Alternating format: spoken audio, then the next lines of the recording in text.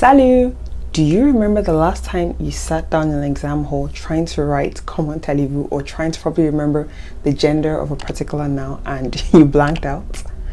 I know, I've been there as well, trust me. In today's lesson, I'm going to walk you through 5 proven steps that would definitely help you improve your French. On commence!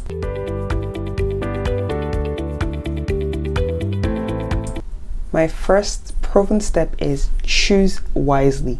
Trust me when I say this. When I started learning French about 8 years ago, or almost 9 years, I tried every single thing. I started with an app. I went to online courses. I started watching TV song. I was listening to the radio. I was doing so many things at once. And what I realized is I was burnt out and I was spending a lot of money just trying to hit my goal. But what did I do after realizing that this wasn't working?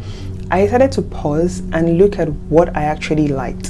What were my learning methods? What sort of materials did I see kept me interested and kept me much more engaged? Once you know that about yourself, it's easier for you to choose wisely and then decide, am I going to stick with an online course? Am I going to stick with a personal tutor? Or would I prefer going into a classroom and learning with other people there? You need to know yourself first before deciding to splurge on different French materials. The next one, which is a serious myth that I hear, is relocation is not needed. So many people tell you that, oh, in order for you to learn a language, you need to immerse yourself in the culture, which basically means you need to take yourself from the country you're living in and move to a francophone country. And I always say that is not true. I am from Nigeria and I learned French in Nigeria. Have I traveled to other francophone countries? Definitely. Every single time I had vacation, I tried as best as possible to visit a francophone country so that I could speak French. I also went to different francophone countries to actually take exams that would certify me in being able to speak French and teach French. However, I never relocated. It wasn't until recently that I did relocate with my family to Canada. And even in the part of Canada that I live in, they do not speak French that much.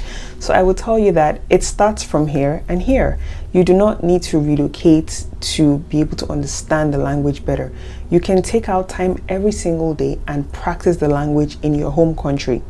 Another thing you can also look about in actually getting to understand that relocation is not needed is you can find a friend who speaks French and practice with that person, or you get a teacher and practice with that one. It's enough, because even if you decided to relocate to a francophone country, what might happen is because you're in a new place, you would want to be with familiar people, and what happens is you stick with people you already know and you're back to speaking just English or whatever language it is you speak.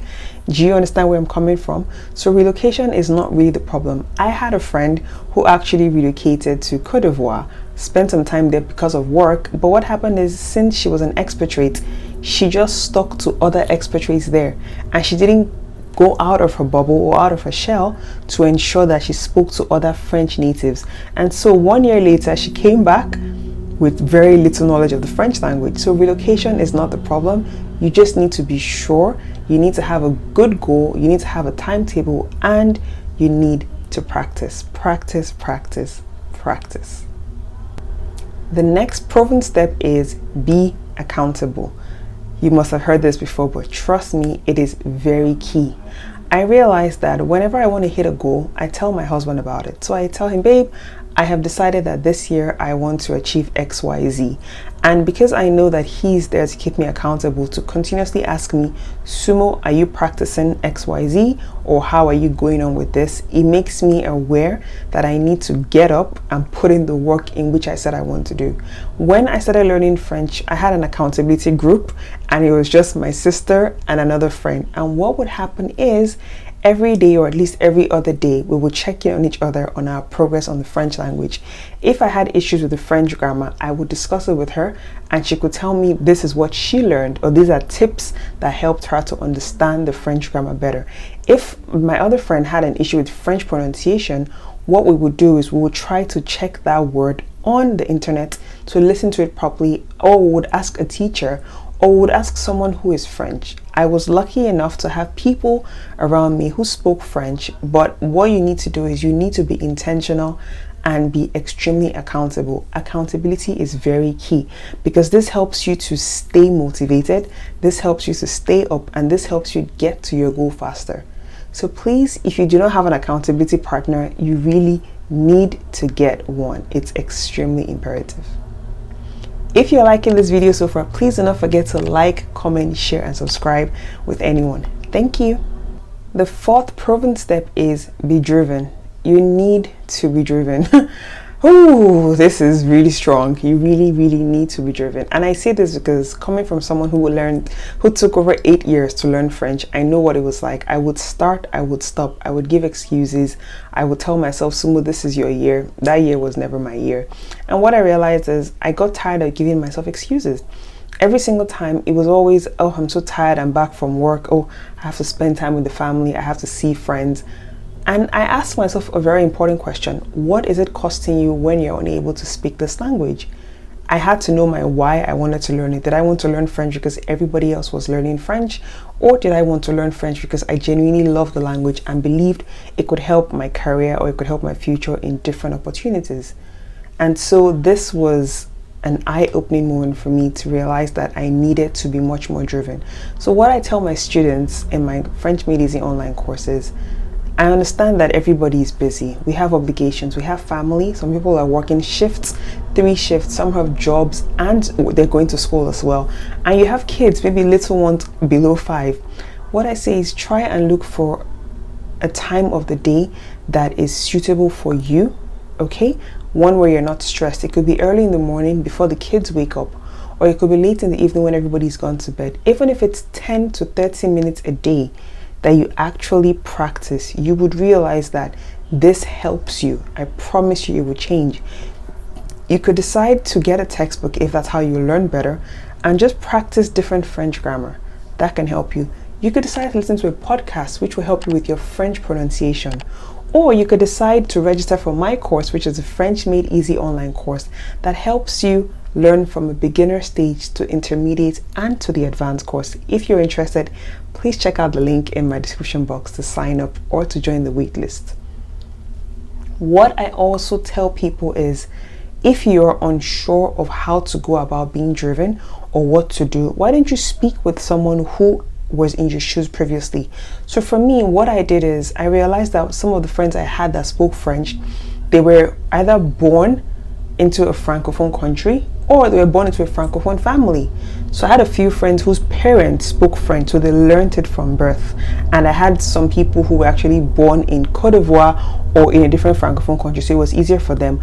But what I needed was someone who had actually learned French as an adult, preferably like me, to understand. And I was lucky enough to find that person. So I got to understand the person's fears, the person's journey on how they were able to get to the goal of attaining fluency, and that really helped me and piqued my interest more in the language. So I would say talk to this person to see if you can get tips or advice and then take it from there. But the most important thing is just be driven.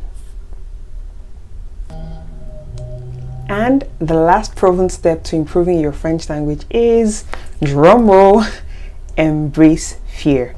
Oh my goodness, I know how many times people tell me, so I'm afraid of sounding this way, my accent is not perfect, I don't want to make a mistake.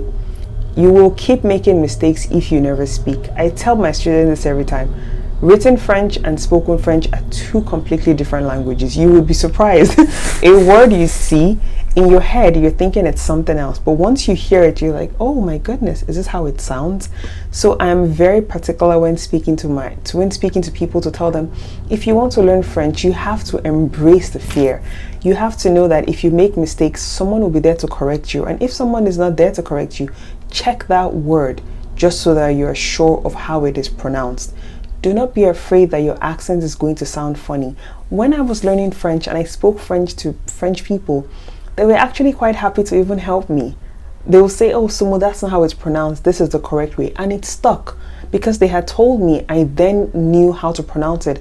And the next time I wouldn't make that mistake, which helps my vocabulary, which helped my pronunciation. And most importantly for me then, It helped my listening skills because I was able to then start watching much more series, much more movies, and able to listen to podcasts that I genuinely liked. I always say this, that every single person who learns a language was once a beginner, and I promise you, they all made mistakes.